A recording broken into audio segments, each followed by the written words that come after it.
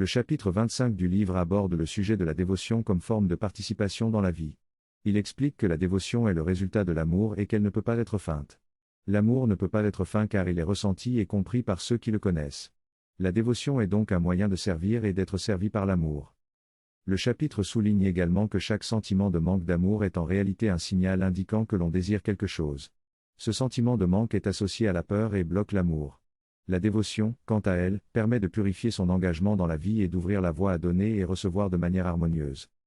La dévotion est une pratique inclusive qui implique un sujet dévoué et des objets de dévotion. Elle mène à l'harmonie par l'action et est rendue possible lorsque l'on intègre les enseignements du cours et que l'on ne se sent plus trompé par la vie. Être dévoué signifie être en accord avec son but dans la vie et avec son droit d'y être pleinement présent. La dévotion permet d'être en harmonie avec soi-même et avec les autres, en comprenant que donner et recevoir ne font qu'un. Ce texte souligne l'importance de l'harmonie dans nos actions. Si nous croyons en l'unité et en l'état de grâce de tous les êtres vivants, nos actions seront harmonieuses. En revanche, si nous pensons que certaines personnes sont contre nous ou que nous sommes vulnérables, nos actions manqueront d'harmonie.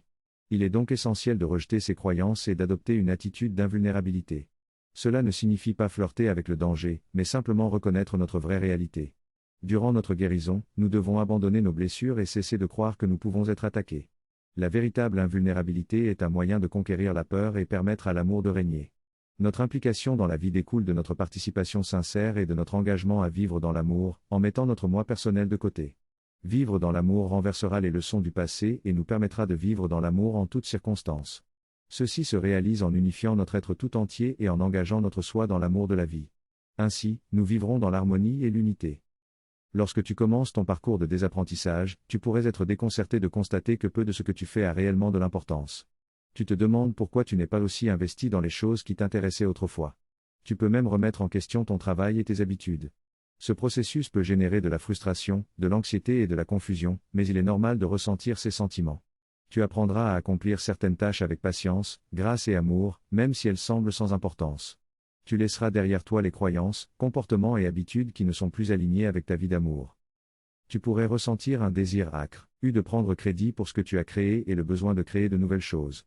Ces sentiments proviennent du besoin de réaffirmer ton identité personnelle, mais il est important de comprendre que l'ego est à l'origine de ce besoin. Sois patient pendant cette période et laisse ta nouvelle identité émerger. Si tu ressens un fort désir de créer, laisse-le t'inspirer, mais ne cherche pas la reconnaissance ou les éloges pour tes créations.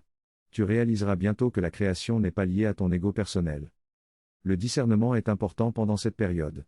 Prends des décisions en restant calme et en attendant la sagesse. Les prises de décision et les choix peuvent sembler difficiles en raison de la perte d'identité que tu ressens. Il est important de réaliser que tes décisions sont basées sur les leçons que tu désapprends. Ne te précipite pas à vouloir changer les choses, mais apprends à avoir confiance dans le processus de discernement calme. Lorsque tu as une préoccupation ou une question, prends un moment de silence pour la consulter. Tu recevras des réponses de ta nouvelle identité et tu sauras que tu as réussi lorsque tu auras résolu ces préoccupations d'une nouvelle manière. Lorsque tu agis d'une manière différente de tes habitudes habituelles, tu pourrais rencontrer de la résistance. Garde une attitude légère et rappelle-toi que puisque cela n'a pas réellement d'importance, tu peux essayer cette nouvelle approche. Tu n'as rien à perdre. Bientôt, tu comprendras pourquoi cette période d'engagement dans la vie est nécessaire. Elle permet de compléter le cycle du désapprentissage.